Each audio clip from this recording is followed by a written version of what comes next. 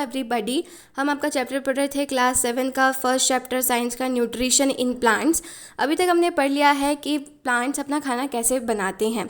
ठीक है, प्लांट्स अपना खाना खुद इसलिए बनाते हैं क्योंकि वो ऑटोट्रॉफ होते हैं, क्योंकि उनके अंदर फोटोसिंथेसिस की प्रोसेस होती है जिससे वो अपना खाना खुद बना पाते हैं।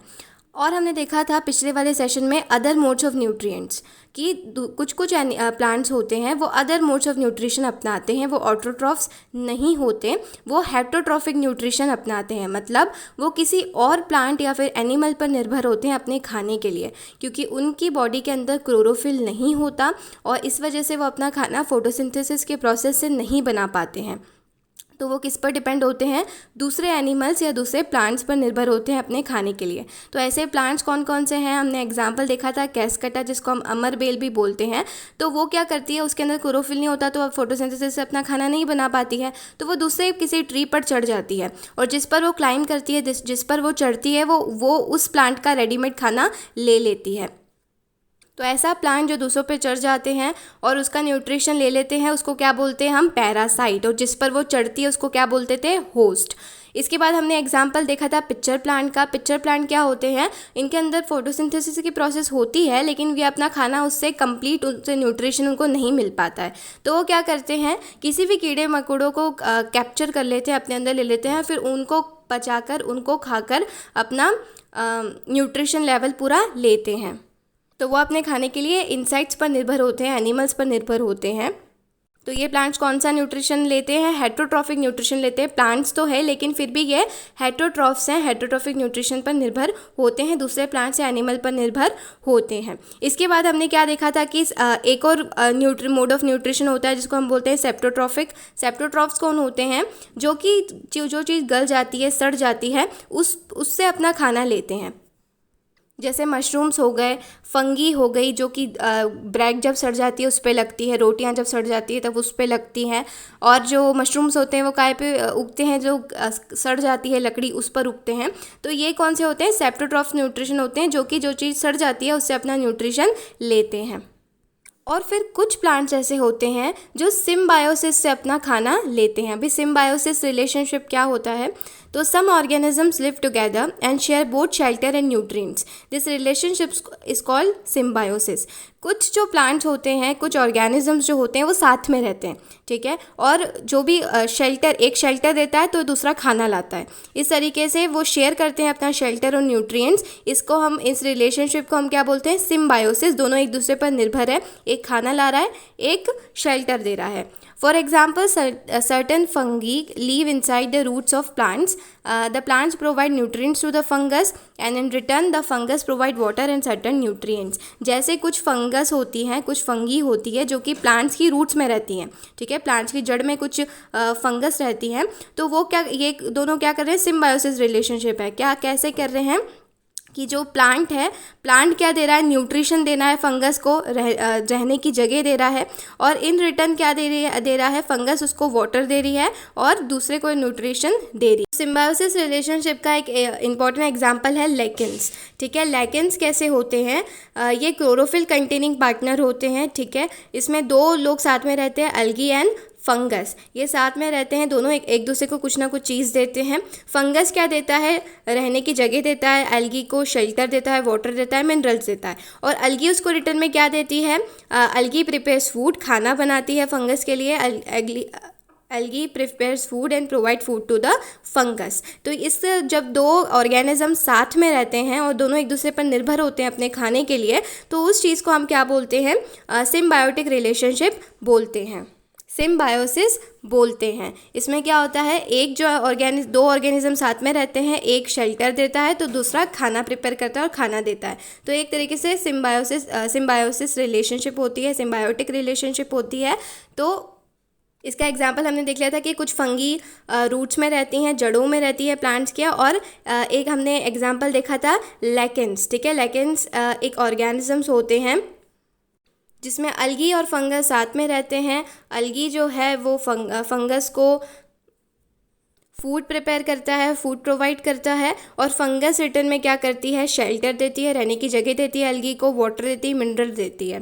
तो ऐसी रिलेशनशिप्स जिसमें दो ऑर्गेनिज्म साथ में रहते हैं, एक दूसरे पर निर्भर होते हैं अपने खाने के लिए, इसको हम क्या बोलते हैं? सिम्बायोसिस बोलते हैं। अब आपका टॉपिक है 1.5, how nutrients are replaced in the soil.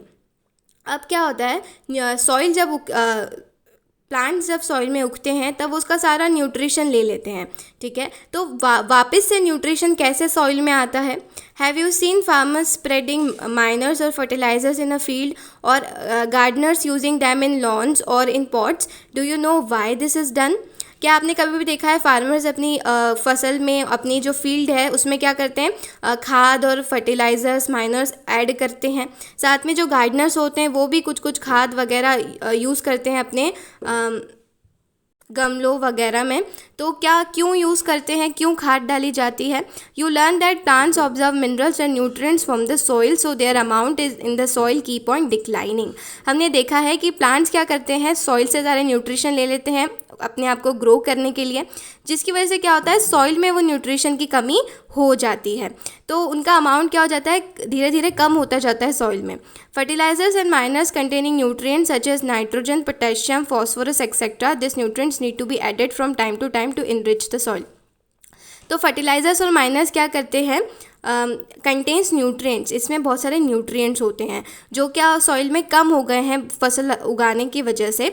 तो क्या होता है, माइनर्स एंड फर्टिलाइजर्स हम उसमें डाल देते हैं ताकि वापस से वो न्यूट्रिशन आ जाए। कौन कौन से न्यूट्रिशन होते हैं माइनर्स एंड फर्टिलाइजर्स में? नाइट्रोजन होता है, पोटेशियम होता है, फॉस्फोरस होता है। ये सारे टाइम टू टाइम ऐड करने पड़ते हैं क्योंकि सॉइल में इनकी लेवल कम हो जाता है जब भी हम कुछ प्लांट उगाते हैं, क्योंकि वो उसका सारा न्यूट्रिशन ले लेता है। We can grow plants and keep them healthy if we can fulfill the nutrient requirement of plants. हम प्लांट्स को आसानी से उगा सकते हैं और उनको हेल्दी भी रख सकते हैं अगर हम टाइम टू टाइम उन्हें जो भी न्यूट्रिएंट्स चाहिए वो उन्हें दें। हम ऐसा नहीं सोच सकते कि बस हमने उगा दिया अब सॉइल सब कर देगी। कभी कभी सॉइल में over a period of time soil की जो यूटिलिटी होती है वो कम हो जाती है, ठीक है, उसमें जो न्यूट्रिएंट्स होती है उसकी कमी हो जाती है। तो इसकी वजह से हमें माइनर्स खाद वगैरह या फर्टिलाइज़र्स उसमें ऐड करने पड़ते हैं ताकि न्यूट्रिशन वापस से उस सॉइल में आ जाए। Usually, crop plants observe a lot of nitrogen and the soil become deficient in nitrogen. तो क्या होता है, जो क्रॉप प्लांट्स होते हैं जिसकी खेती की जाती है वो क्या करते हैं, सॉइल में से मिट्टी में से बहुत सारा नाइट्रोजन ले लेते हैं, ठीक है। प्लांट्स को क्या है, नाइट्रोजन की ज़रूरत होती है और प्लांट्स कैसे नाइट्रोजन लेते हैं, उन्हें प्रोटीन बनाने के लिए नाइट्रोजन की ज़रूरत होती है। तो कैसे नाइट्रोजन लेते हैं, सॉइल से नाइट्रोजन लेते हैं। तो जो भी क्रॉप प्लांट्स होते हैं वो सॉइल से बहुत ज़्यादा नाइट्रोजन ले लेते हैं, तो सॉइल में उसकी डिफिशियंसी हो जाती है, सॉइल में नाइट्रोजन की कमी हो जाती है। You learn that through nitrogen gas is available in plant in the air, plants can not use it in a manner they use carbon dioxide. हमने ये भी देख लिया है अभी कि वैसे तो नाइट्रोजन गैस बहुत सारी मात्रा में एयर में प्रेजेंट है, लेकिन प्लांट्स उन एयर वाली नाइट्रोजन गैस को यूज़ नहीं कर सकते, कार्बन डाइऑक्साइड को ही एयर के फॉर्म में यूज़ कर सकते हैं क्योंकि स्टोमेटा उसको ऑब्जर्व कर लेती है। लेकिन नाइट्रोजन गैस कैसे ऑब्जर्व करते हैं, जो मिट्टी में होती है वही ऑब्जर्व कर पाते हैं plants. They need nitrogen in a सॉल्युएबल form, ठीक है, उन्हें गैस के फॉर्म में नाइट्रोजन नहीं ले पाते हैं प्लांट्स, वो सॉल्युएबल फॉर्म मतलब मिट्टी से ही ले पाते हैं। The bacterium called rhizobium can take atmospheric nitrogen and convert into usable form. तो एक बैक्टीरिया होता है जिसका नाम क्या है, राइजोबियम। तो ये बैक्टीरिया क्या करता है, एटमॉस्फेरिक नाइट्रोजन लेता है। हमने देखा कुछ बैक्टीरिया होते हैं जो एयर में से नाइट्रोजन ले लेते हैं और सॉइल में डाल देते हैं। तो यही एक बैक्टीरिया है राइजोबियम बैक्टीरिया। ये क्या करता है, एटमॉस्फेयर में जो नाइट्रोजन प्रेजेंट होती है एयर के फॉर्म में वो ले लेता है और फिर मिट्टी में उसको डाल देता है, यूजेबल फॉर्म में मिट्टी में उसमें डाल देता है। But rhizobium can not make its own food. तो इस तरीके से राइजोबियम है वो, लेकिन राइजोबियम ये काम तो कर देता है मिट्टी के लिए, लेकिन ये खुद अपना खाना नहीं बना सकता। So it often lives in the roots of gram, peas, moong, beans and other legumes and provide them with nitrogen in return. तो ये क्या करता है, कहाँ पर रहता है, ये अकेले नहीं रह सकता। तो ये कहाँ पर रहता है, रूट्स में रहता है, ठीक है, प्लांट्स की जड़ों में रहता है। जैसे कौन से प्लांट्स की जड़ों में रहता है, ग्राम हो गया, पीस हो गया, मूंग दाल हो गई, बीन्स हो गए। ये जो लेग्यूमिन्स प्लांट्स होते हैं इनकी जड़ों में, मतलब दालों वाले जो प्लांट्स होते हैं मोस्टली इनकी जड़ों में ये रहता है। तो इनको क्या देता है, ये नाइट्रोजन देता है इन प्लांट्स को और इन रिटर्न में वो जगह लेता है रहने के लिए। तो ये फिर से क्या हो गई, सिम्बायोटिक रिलेशनशिप हो गई, है ना। हमने देखा था कि कुछ बैक्टीरिया काय में होते हैं, रूट्स में रहते हैं। तो ये सेम टू सेम इसका एग्जांपल क्या है, राइजोबियम बैक्टीरिया। ये क्या करता है, जो दालों वालों के प्लांट्स होते हैं उनकी रूट्स में रहता है। ये प्लांट्स को क्या देता है, ये प्लांट्स को नाइट्रोजन देता है। एटमॉस्फेयर से नाइट्रोजन लेकर ये सॉल्युबल फॉर्म में कन्वर्ट कर देता है, वो नाइट्रोजन लेता है इन प्लांट्स को, और इन रिटर्न ये प्लांट्स इस बैक्टीरिया को क्या देते हैं, रहने की जगह देते हैं, शेल्टर देते हैं और खाना देते हैं। दे दस हैव अ सिम्बायोटिक रिलेशनशिप। इसको हम क्या बोलते हैं, सिम्बायोटिक रिलेशनशिप बोलते हैं। This association is of great significance for the farmers. They can reduce the use of nitrogenous fertilisers where leguminous plants are grown. तो ये जो चीज़ होती है, ये जो रिलेशनशिप होती है, फार्मर्स के बहुत काम आती है। क्यों आती है, क्योंकि फिर फार्मर्स को क्या होता है, कम फर्टिलाइज़र्स का यूज़ करना पड़ता है, कम नाइट्रोजन वाले फर्टिलाइज़र को ख़रीद के यूज़ करना पड़ता है, क्योंकि ये काम ये बैक्टीरिया इनके लिए कर देता है। Most of the pulses dals are obtained from leguminous plants. बहुत सारी जो पल्सेस होती हैं, बहुत सारी दाल जो होती है वो हमें कैसे मिलती है, लेग्यूमिनस प्लांट से ही मिलती है। मतलब ये जो दालें होती है सब लेग्यूमिनस प्लांट्स होते हैं। लेग्यूमिनस प्लांट्स यानी इनके अंदर एक बैक्टीरिया रहता है जिसको हम क्या बोलते हैं, राइजोबियम बैक्टीरिया, जो कि जो एयर में जो नाइट्रोजन प्रेजेंट होती है वो जड़ों में डाल देता है इनकी। तो इनको क्या मिल जाता है, इन लेग्यूमिनस प्लांट्स को क्या मिल जाता है, नाइट्रोजन मिल जाता है, और इन रिटर्न ये बैक्टीरिया को रहने की जगह, शेल्टर और फूड प्रोवाइड करती है। इन दिस चैप्टर, तो इस चैप्टर में हमने क्या क्या पढ़ा, ये चैप्टर अब एंड हो गया है। हमने क्या बेसिकली इसमें पढ़ा कि in this chapter you learn that most of the plants are autotrophs. हमने देखा मोस्ट ऑफ द प्लांट्स जो होते हैं वो ऑटोट्रॉफ्स होते हैं, ठीक है। वो अपना खाना खुद बना लेते हैं फोटोसिंथेसिस की प्रोसेस से। कुछ प्लांट्स होते हैं जो कि अपना खाना खुद नहीं बना सकते, वो पार्शियल हेटरोट्रॉफ्स होते हैं, ठीक है। वो दूसरे प्लांट से, एनिमल से अपना खाना लेते हैं। कुछ प्लांट्स ऐसे होते हैं जैसे पैरासाइट, मतलब जैसे कैस्केटा हमने देखा था, जो दूसरे प्लांट पर चढ़कर उनका खाना ले लेती है। और कुछ होते हैं सेप्टोट्रॉफिक। सेप्टोट्रॉफिक कैसे होते हैं, जो चीज़ें सड़ जाती है, ख़राब हो जाती है, उससे अपना न्यूट्रिशन लेते हैं, जैसे mushroom and fungus. They derive nutrition from other organisms. All animals are categorized as heterotrophs since they depend on plants and animals for food. तो जितने भी एनिमल्स हैं, एनिमल्स को तो हमने सबको हेटरोट्रॉफ्स की कैटेगरी में ही डाला है, ह्यूमंस, एनिमल्स, इन सबको। और कुछ जो प्लांट्स होते हैं, अब हम क्या बोल सकते हैं, सारे प्लांट्स ऑटोट्रॉफ्स नहीं होते। कुछ प्लांट्स कैसे होते हैं, हेटरोट्रॉफ्स होते हैं, पार्शियल हेटरोट्रॉफ्स होते हैं। तो हम क्या बोलते हैं, जो इंसेक्टिवोरस प्लांट्स हैं, ठीक है, जो इंसेक्ट को खाता है, तो अब वो एनिमल को खा रहा है ना, तो हम क्या बोल सकते हैं कि वो पार्शियल हेटरोट्रॉफ है, ठीक है, क्योंकि वो आधा खाना खुद बना लेता है अपना, और आधा खाना वो उन इंसेक्ट से लेता है जो कि एनिमल है। तो हम उसको क्या बोलेंगे, हेटरोट्रॉफ्स बोलेंगे। तो आई होप आपको ये चैप्टर समझ आया हो। मैंने बहुत सिंपल लैंग्वेज में समझाने की कोशिश करी है। एक बार कीवर्ड्स देख लेते हैं और रिकॉल कर लेते हैं। ऑटोट्रॉफिक क्या होता है, ये मोड ऑफ न्यूट्रिशन होता है जिसमें प्लांट जो अपना खाना खुद बना लेते हैं, दूसरे किसी और पे डिपेंड नहीं होते। क्लोरोफिल क्या होता है, क्लोरोफिल एक पत्ती में एक ग्रीन कलर का पिगमेंट होता है जो कि सन की एनर्जी को क्या कर देता है, कैप्चर कर लेता है और प्लांट को खाना बनाने में मदद करता है। हेटरोट्रॉफ्स कौन होते हैं, जो अपना खाना खुद नहीं बना सकते, जैसे एनिमल्स एंड ह्यूमंस काय पे डिपेंड होते हैं, वो ऑटोट्रॉफ्स पे डिपेंड्स होते हैं अपने खाने के लिए। होस्ट क्या होता है, होस्ट हमने देखा था कि कुछ एनिमल्स होते हैं जो अपना खाना खुद नहीं बना पाते, तो वो दूसरे प्लांट्स और एनिमल्स पर डिपेंड होते हैं, ठीक है। तो कैस्केटा एक बैल होती है जो क्या होती है, दूसरे प्लांट पर चढ़ जाती है और उससे अपना खाना लेती है। तो जिस प्लांट पर वो चढ़ती है उसको हम होस्ट बोलते हैं, और उस प्लांट को जो चढ़ता है उसको हम क्या बोलते हैं, पैरासाइट बोलते हैं।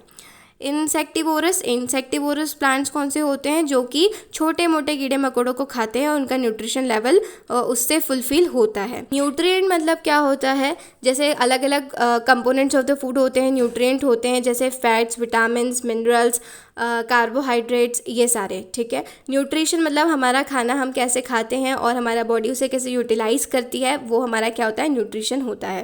पैरासाइट क्या होते हैं, मैंने आपको बता दिया है। पैरासाइट क्या होते हैं, जो प्लांट्स जो दूसरों पर चढ़ जाती है, बेल जो दूसरों पर चढ़ जाती है जैसे कैस्केटा, और उससे खाना लेती है।